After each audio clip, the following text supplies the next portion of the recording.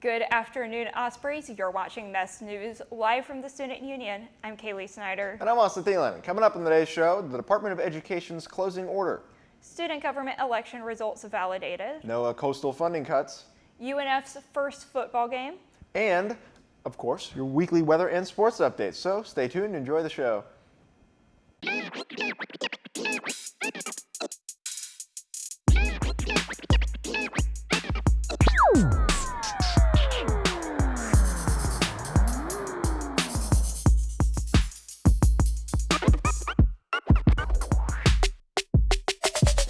On Thursday, March 20th, President Donald Trump signed an executive order to close the Department of Education.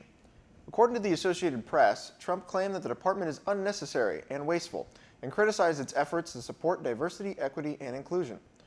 He said that the $1.6 trillion of student loan debt will be taken on by the Small Business Administration, and other functions of the department will need to be relegated to other departments or to the states themselves by Education Secretary Linda McMahon.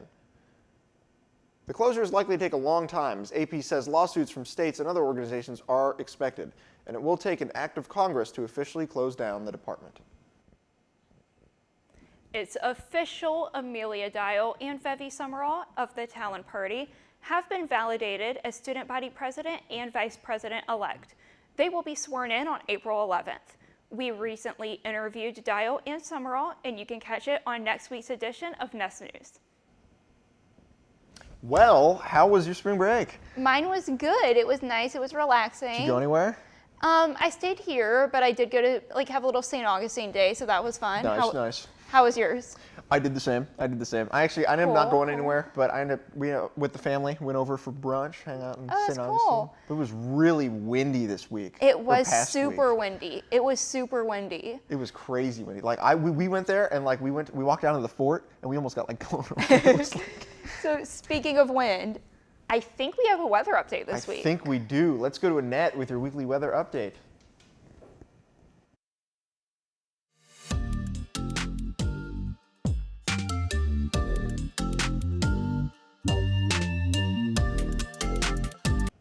Good afternoon, Ospreys, and welcome to your weekly weather report.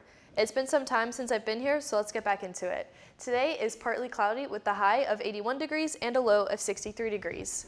Looking into the weekend, Saturday and Sunday will be cloudy and warm, and there are expected thunderstorms. That's going to be on Sunday with a 71% chance of rain. Saturday may have showers, but rain and thunderstorms is definitely expected on Sunday and Monday evening.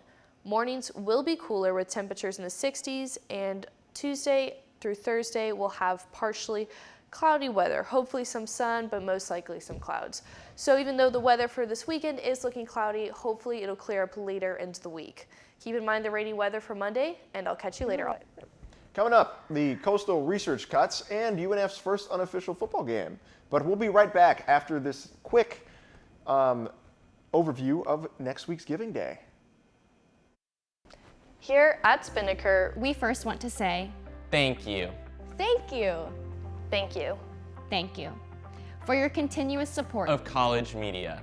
Spinnaker's mission is to provide our campus community with news and entertainment, and to be a forum for the exchange of ideas.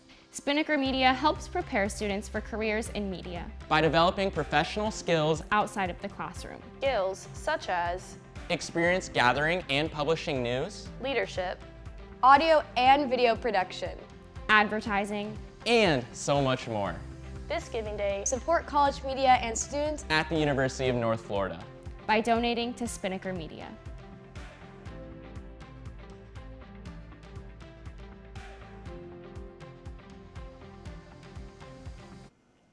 Recent funding cuts and layoffs of the National Oceanic and Atmospheric Administration could potentially harm coastal biology research efforts. We spoke with UNF biology professors Dr. Scott Jones and Dr. Matthew Gilg about their concerns for the future of research here at UNF and around Florida.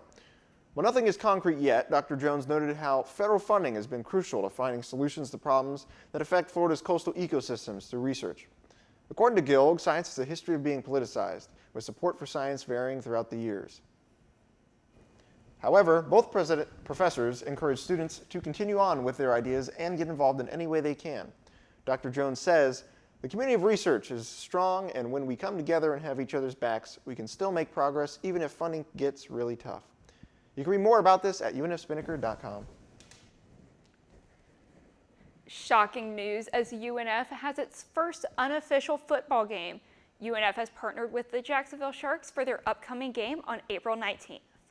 Hosted at the VyStar Veterans Memorial Arena, the Jacksonville Sharks will wear UNF colors and play as the Ospreys for one night.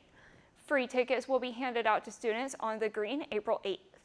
This will be a first-come, first-served basis, and you will be required to show an Osprey 1 card to receive them. After the game, the Osprey jerseys will be auctioned off and proceeds will go to UNF and the Jacksonville Sharks Foundation. So be sure to be there or be square. And speaking of sports, next up we got Ryan with your weekly sports update. Let's go to Ryan. Hello everyone. Athletics didn't stop over spring break, which means you guys need a recap of the past 2 weeks in UNF sports, so let's get right into it. The track and field teams had some program-altering records set recently, as on the men's side, Aiden O'Gorman broke his own record mark in the 10K by 40 seconds at the Raleigh Relays with a time of 28:18:59. On the women's side, Smila Kolba ran a personal best and school record of 2:01:44 in the prelims at the D1 Indoor National Championships, and then followed it up by placing 5th in the final and becoming UNF's first ever first-team All-American. Shifting the focus to men's tennis, the Ospreys had a strong showing over the past 14 days as they won 4 of their last 5 matches. Incredibly, all 4 of those wins came against ASUN opponents, and they didn't drop a single set to Bellarmine or Austin Peay, as they now sit atop the ASUN standings at 4-0. The women's tennis team has been equally as impressive, as they are undefeated in the month of March with a 6-0 record, including a perfect 4-0 start against ASUN competition. They travel to Conway, Arkansas today to take on the Central Arkansas Sugar Bears and look to improve to 5-0. Moving to the clay, the Ospreys' dominance in ASUN play continues as the softball team is 7-0, having completed both a sweep of Stetson and West Georgia. Last night, additionally, they took Game 1 of the River City Rumble against JU 8-2 and are continuing to prove why they deserve the 44th in the nation ranking in the RPI and 24th in the mid-major top 25. Lastly, the baseball team recovered from a tough 2-1 series loss to JU in the River City Rumble by sweeping ASUN foe Queens this past weekend. The story of the series against the Royals was the Ospreys' bats, as they clubbed 3 home runs in Saturday's win before adding 2 more bombs on Sunday. They look to keep up the momentum as they host FGCU this weekend. That's all I have for you guys today. See you next time. Well, that's just about all we have for you today, Ospreys. Remember, consider donating to support college radio at UNF through the link in the description below. And for all things Spinnaker, check out our website, unfspinnaker.com. And also make sure to follow us on our Instagram at UNF Spinnaker and check out the rest of our YouTube for more content. And as always, thank you so much for watching. I'm Austin Thielen. I'm Kaylee Snyder. And we'll see you next week on Spinnaker's Nest News. Swoop!